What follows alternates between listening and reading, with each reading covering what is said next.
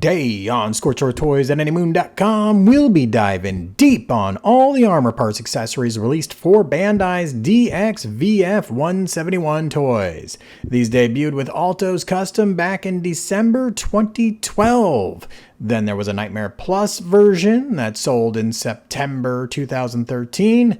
You could also get these with the Maruyama gift set that was released in June 2015. And most recently, the Revival Armored Alto Custom, released in January 2024, is the first regular retail release of the armored parts. One review for 4 sets of armor? Am I crazy? No, the armor is basically the same no matter what release you bought. The biggest difference is what came with the armored parts. Alto's release came first. It's in a brown Tamashii box. Inside was a two-tone quasi-retail box that's conveniently the same height and width of the VF-171's toys box. There's one tray inside that contains all the armored parts, a pair of wings that have hard points because the wings that come on the toy do not, a pair of mushroom pegs in case you break the ones that come with the toy trying to swap those wings out, 2 clusters of short-range missiles, 2 long-range missiles, and 2 weapon pods of some sort. Jumping ahead to Maruyama, his release comes with the VF-171EX toy, but it comes with the exact same tray with the same armored parts. The only difference here is that the wings are color matched to Maruyama's VF-171 with its gray accents. Continuing on to the Revival release, which comes with the VF-171 toy like Maruyama, you'll notice that this tray is missing the extra set of wings and the replacement mushroom pegs. That's because one of the biggest improvements to the Revival toy is that it comes with hardpoint equipped wings already installed, and they are not removable, so you'd never have cause to need a replacement peg.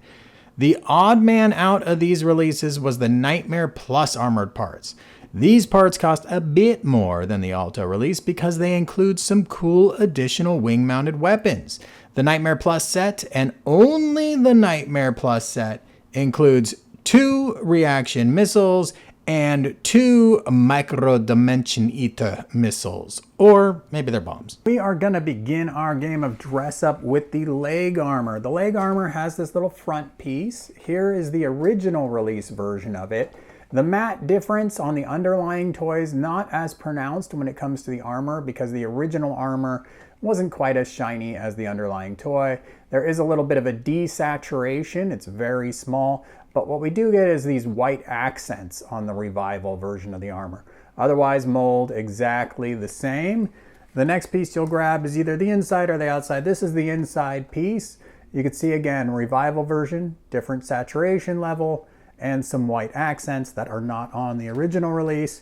The outside armors, just that saturation, no white accents on the Revival version. So when you got everything figured out, what you want to do is just make sure you've got this front of the armor piece correct by tabbing it in. If it tabs in nice and flush like that, that's the right side. You didn't grab accidentally the other one. And then we're just going to line up the tabs on the side here and press in.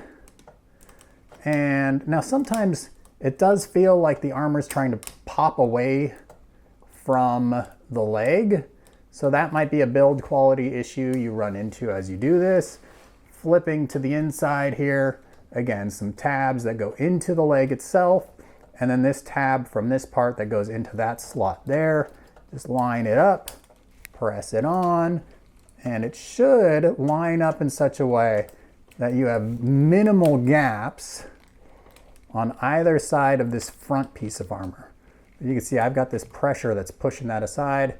So if that happens, try to wiggle jiggle with your front armor to make sure that that's not causing the problem. But otherwise, it might just be something you have to live with. Moving up to the hip, here are your original release Revival version. Revival version, again, has another little accent that's been added. To install the part, we're just gonna you can get the bottom lined up and then just apply a little pressure and you'll hear it click into place. One of the big letdowns of these armor parts are the chest pieces. Here you can see the Revival version does have a couple white triangles on it that were not on the original release, but neither of them have any sort of functionality to this chest piece. You would love to see something like opening bay doors that have missiles, although I don't remember that ever being in the anime. It certainly seems like something should happen here. But to put that on, you just slide it into place and you'll hear it kind of click. Another one of the letdowns of these armor parts are these left arm pieces. These pieces here are supposed to be for missiles. There should be doors that pop open and reveal a missile, but there is not. Now, the Revival version of this part does have, again, little arrows, this time with a black edge to those arrows, so that looks nice. It's not on the original release, but not really moving the needle much since we didn't get any missile functionality on either one of these. And you can see clip, clip, clip, just follows the outline of that armor, or the arm, I should say. And you just press in and then reach underneath here, make sure that that is tight, and it'll be on there rock solid.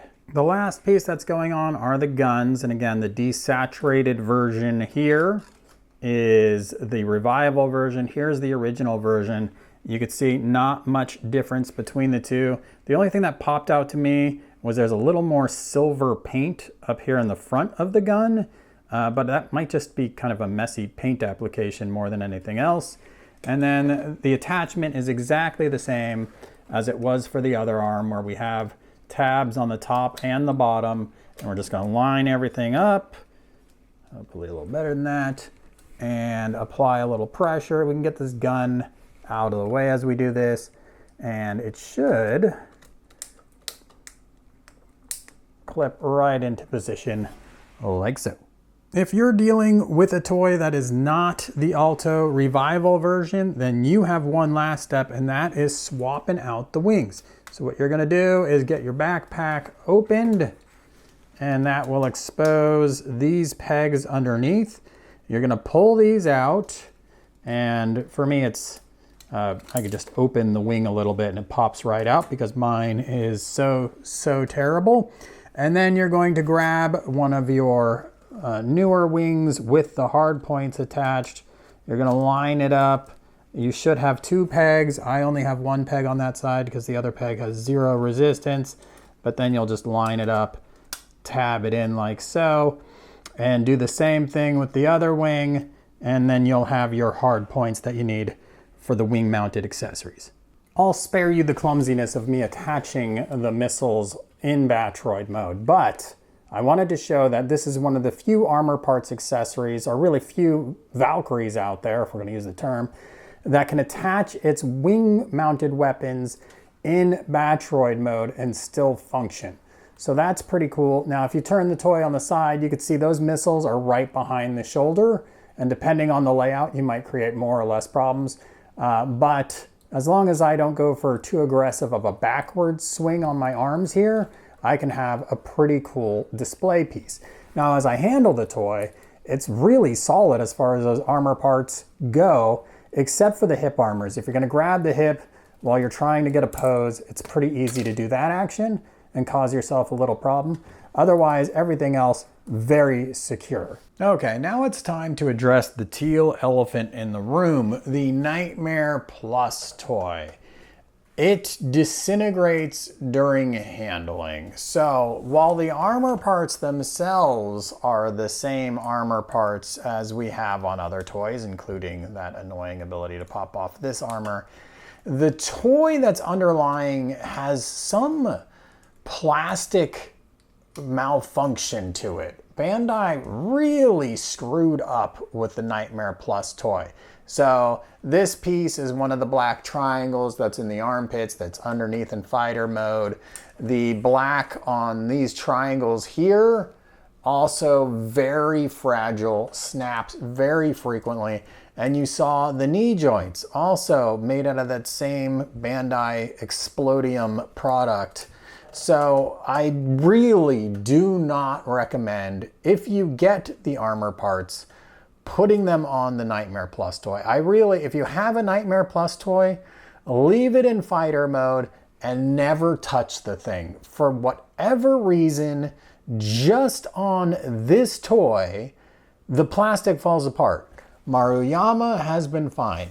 My Alto original release is fine. My Revival toy shows no sign of falling apart.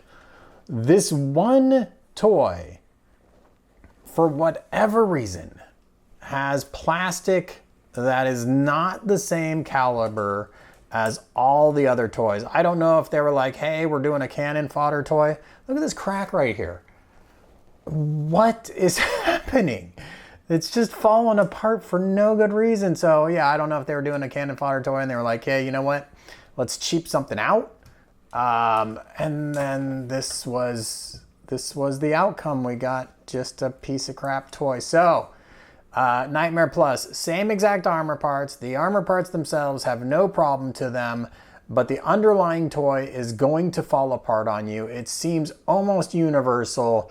Don't touch the thing. Use those armor parts for a Luca or some other toy and leave this toy alone if you can. So you sprung for the Nightmare Plus armor parts so you can get the MDEs or the reaction weapons, and now you're wondering, well, will those fit on in Battroid mode? And the answer is a definite no. They're so big that they would cross and run into each other, so you're not going to be able to get these on in Battroid mode. It doesn't matter where you would try to put them. Obviously, it's going to be too big higher up, and in that lower down position they cross. So that is a no-go. Now this is Maruyama with his armor parts. One of the things I really like about the armor parts, and maybe Bandai just got a little lucky on this one, is that you can use the existing display stand attachments. There's no new attachment parts that needed to come with these armor parts, because the way the display stand attaches to the toy is not impeded at all by these armor parts. So that's pretty convenient for all your display needs in any mode. All right, we've seen Battroid mode. Let's continue on to Gwalk. Now, I wasn't using the gun in Battroid mode, but of course you still can. It just becomes a little redundant. As you can see, the gun's about the same length, so no real need to use that gun if you don't want to in either Gwalk or Battroid mode. Gwalk, one of the great things about this toy and these armor parts is that they can stay on the toy throughout transformation. There's nothing you have to pop off, transform, and put back onto the toy. That's soft wing joint that I hate. So that's really cool, but in doing it, you probably will knock off these thigh armors. All right, let's check out the revival version versus the original release. Can you pick out the revival from the original release? I bet you can, because of those little white triangles right there. The matte finish makes the toy look brighter. It might also be just a little hint whiter than the original release. Handling these toys, the thigh armors here, again, even more problematic in Gwalk mode than they are in Battroid mode, so be very careful with those as you handle the toy. And the original release with the wings being a little funky, just not a great handling, but not a lot of that has to do with the armor. In fact, what I like about this accessory is that the armor doesn't impede the articulation at all. So we can do that transformation without removing the armor, although those thighs will pop off on you. And then once we get here, we can play with the toy just like we did before, getting all sorts of fun poses out of it. And we're not having anything inhibited by the armor. Just those occasional thigh pieces popping off like you just saw. Not a big deal. You put it back on, you continue posing it. This toy does have a tendency to develop some soft joints, some loose joints, and the weight of the gun may also impact that. So my shoulder here is fairly loose. If I try to show the toy pointing and firing, that action happens. There is one nuance to pay attention to as you go to fighter mode, and that is the front of the leg armor folds outward. As you can see here, there's a little gun detail in the front, and from most angles you don't even notice that that armor has folded out. But it's important to do that because otherwise you get this pressure on the back that makes it so the legs don't tuck in all the way up top like they're supposed to. And it's a little tricky because they will click into place. They'll just have this ugly gap right there. So make sure you folded that out so everything fits as securely as it's supposed to. So you're not going to use your Nightmare Plus toy. That toy is crap, but you might want to use those weapons on another 171 toy or a toy with compatible hardpoints. So here's some pictures where I had some fun putting those weapons on various other toys. So you get a little bit of mileage out of that. Again, it's a shame that they only came packaged with those Nightmare Plus armor parts. So you're in fighter mode and you're like pew pew pew pew pew pew. The thing is whooshing around your bedroom or your office or your man cave and it's holding together great. Those thigh armors now pinched in. So as I handle this toy, I really have no worries about anything popping off anymore. Oh no, it's got to land though. What's it gonna do? Well, you've got these little trap doors here, and then there's a landing gear inside that you pull out like so. It twists, and then it's gonna give you just enough clearance where you can put this toy on any surface and it will roll around on the landing gear instead of laying flat on that gun. So to reiterate, the original release, the Revival version's basically the exact same thing, except the Revival version has a few extra paint accents to it and a little bit desaturated color. That is all. Either of these parts work just fine on the Luca VF-171 in any mode, so that's cool. And at the end of the day, it's a very simple product. I wish it had missile bays on either of these parts here, but it doesn't. That's a bummer. It does look great, holds together great in fighter mode. Those thigh armors, a little confounding in Gwalk and Battroid modes, but it doesn't impair the articulation of the underlying toy, so you could still get some really great poses that look a little beefier with this armor. Is that worth it to you? You make that decision. I like it. I'm not bummed about it, and I do like the Revival version best of all, only because the underlying 171 has those permanently attached wings, which really lends to the enjoyment factor. If you've enjoyed the review, please give me a thumbs up, leave me a comment if you think I missed anything, got anything to say, subscribe, and as always, everybody, thanks for watching.